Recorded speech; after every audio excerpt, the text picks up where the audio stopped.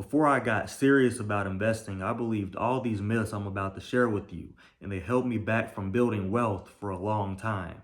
And myth number 4 is going to make you rethink your life.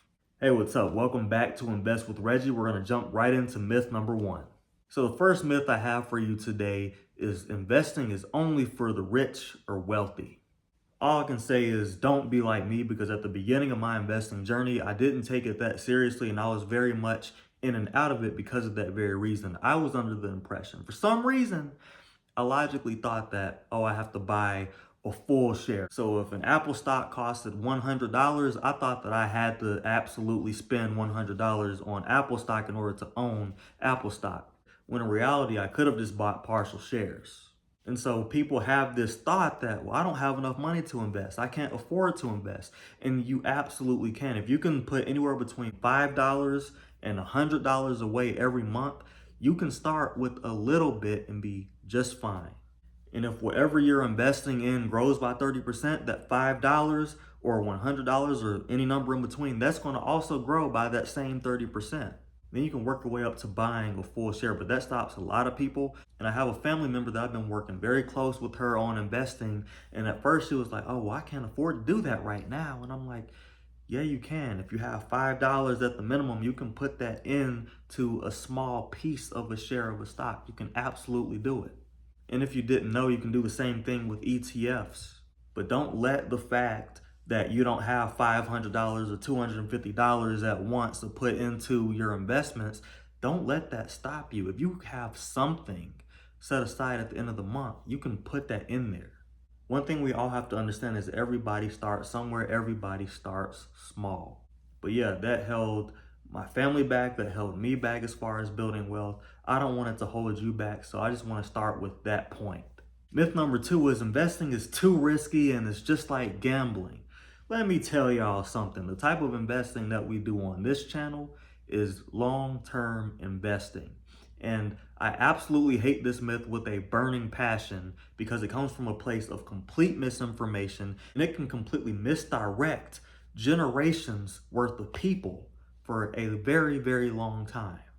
So allow me to redirect you with some facts. Nothing in life is guaranteed.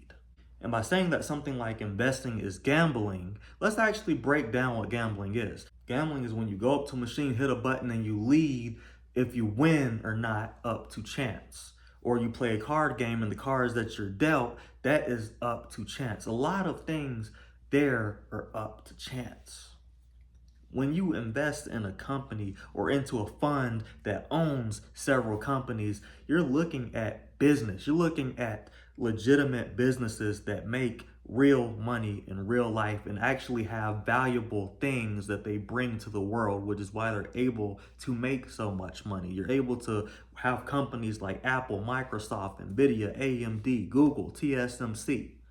You're watching me on Google's platform right now. So you don't gamble in knowing the facts. The fact is, these are multi-trillion-dollar corporations that I just listed. And you're telling me that putting money into stock or into an ETF that has these companies inside of them is too risky and it's like gambling? When you're probably watching this video on your phone, which might so happen to be an iPhone or an Android, and you're watching YouTube, and you probably spend money on Netflix every month for a subscription. I mean, come on now. You're not gambling when you put your money into that. And by that logic, anything you spend money on that you see that you can get a return on is a gamble. That's basically like saying going to college, going into debt to then get a degree, to then maybe get a high-paying job is a gamble. No, there are numbers behind these things. You can research what you major in. You can research what the results are going to be at the end and how the job market is looking for that particular major in that particular industry that you're going into. So therefore, it is not a gamble. There is a risk involved, but that risk does not mean that it's a gamble. Like if you put money into a slot machine and you lose, you don't get nothing back. So you lost your $100 or however much you put into the slot machine. I don't know much about slot machines, admittedly. But if you put $100 into the stock market and then it goes down 20%, you still have $80 in there. And that's value. So you haven't lost anything until you pull the money out. If you keep going and putting money in there and you just ride it out or let your money sit in there, it's going to eventually come back up if you do the proper research. Stocks, ETFs, and being in the stock market in general, that is all about the research that you do leading up to your investment. And that is not a gamble because they're raw facts and data that we're dealing with. It's not the same thing as gambling. Now, some people do treat the stock market like it's a slot machine. That doesn't make it gambling. Let me get to myth number 3 before I get started up in here. If the stock market crashes, you could lose everything. I know people remember back to 2008 and a lot of people lost a lot of things. I know people remember back to 2020 and a lot of money was lost in the stock market, and that is mainly because of emotions. Yes, the stock market did crash in 2020. I was one of the people that got low-key happy when it crashed, not because of the economic situation or because of what was happening, because I definitely wasn't happy about a global pandemic and COVID. No, I was happy about the fact that a lot of companies and ETFs were on sale.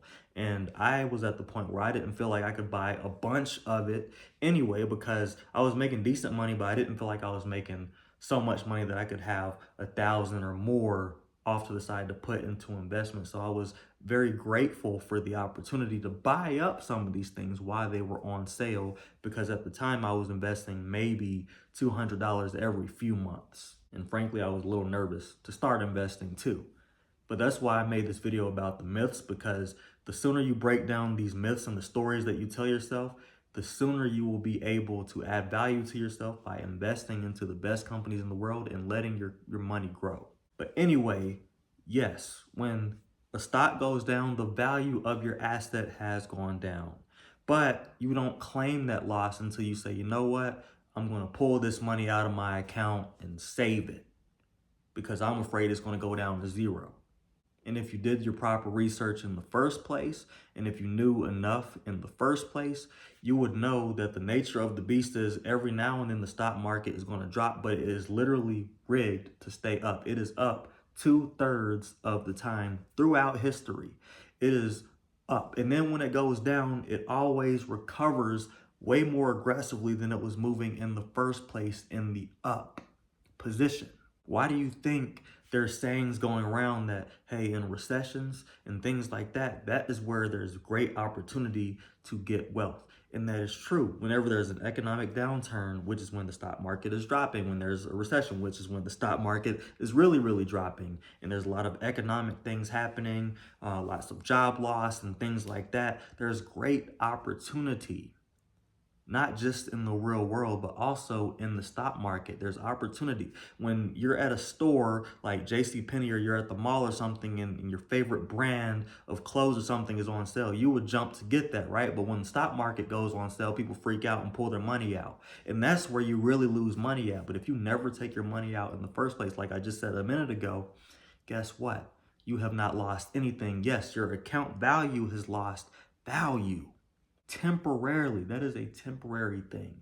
But when the money goes back up, the gain is also temporary. And if you take the money out, once you gain money, you have gotten profit. But my thing is, I don't like to pull money out of the stock market at all because I'm a long-term investor that's going to allow my money to grow for a generation, if not more than one generation. You get what I'm saying? That's truly how you build generational wealth. Myth number 4. This is the part where you rethink your life and your mind's a little blown. You know what I'm saying? This myth says this: if you do invest in the stock market, only invest in ETFs or index funds because individual stocks are too risky. This is the heavy topic that I talk about very frequently on my Wealth Journey Collective platform, which if you want to join the community, go ahead and click the link down below. But the reason I bring this myth up is because I actually got a comment on one of my videos where I show people how to properly pick stocks like the wealthy. And I actually got a comment where this guy was like, "You're not that guy, pal." Like he literally came to me with that energy. He was like, you're not that guy because only 27 or something % of stocks actually outperform the S&P 500. And he was going on about how unless you graduated in economics and like, I don't take any offense to that comment, but that comment is how a lot of people feel about the stock market. And the thing is, I'm here to tell you, you don't have to graduate in economics. And I did graduate. I graduated in industrial engineering technology, which I did have to take some economic classes, but no, I did not graduate in economics. But my account has outpaced the S&P 500, but that's how a lot of people think. When it comes to ETFs and index funds, that's super broad advice that is just commonly given, and people kind of regurgitate that and think that. And I think cookie cutter things like that make people lose the ability to think for themselves. And I have a problem with that because if 27% of stocks, that's quite a bit of stocks. If you consider the amount of stocks that are actually on the stock market, look it up. That's actually quite a bit of stocks. But in the video that I got that negative comment on, I literally showed you how to pick the top stocks. And the way you do that is by looking at the top ETFs, and you look into what are inside of the top ETFs, and you look at the top 10. And honestly, if you pick the top one or two stocks that are listed in the top performing ETFs, you have chosen the very stocks that are going to outperform the S&P 500. And from there, all you have to do is buy them at a decent price. I've always challenged the notion that, oh yeah, just invest in ETFs and index funds. No, if everybody's doing the same thing, come on now, like just think about this for a second. Think logically. If everybody's doing the same cookie cutter thing, what makes you think that they are genuinely going to do better than everybody else? And how many people are honestly consistent with investing in ETFs and index funds? Because how many people still get nervous around those when they drop in value and pull their money out? You get what I'm saying? How many people are truly consistent with what they do? The truth is, the reason people are not successful with investing typically is because they don't have consistency. They don't keep putting money into the account. They don't do any kind of research. They just kind of listen to advice that's cookie cutter and very easy to follow. And then when they don't see returns they want to see, they say, you know what? I don't think this is for me. And so now they don't see it for themselves.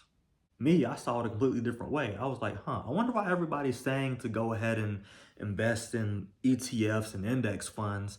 And like, if so, which ETFs and index funds? And then when you start really breaking this information down, you could quite literally just invest in one thing. You could invest in Apple by itself and easily outperform the S&P 500 to the end of time, literally. But I don't recommend that. And this is not financial advice, but I will not say invest in only one stock. But I will say this, there are a ton of ways to outperform the S&P 500 and the other ETF that tracks any other index for that matter is to get the best companies in the world at a fair price or lower, which requires you to actually have knowledge on when to buy certain stocks. And that, my friend, is how you can outpace the market.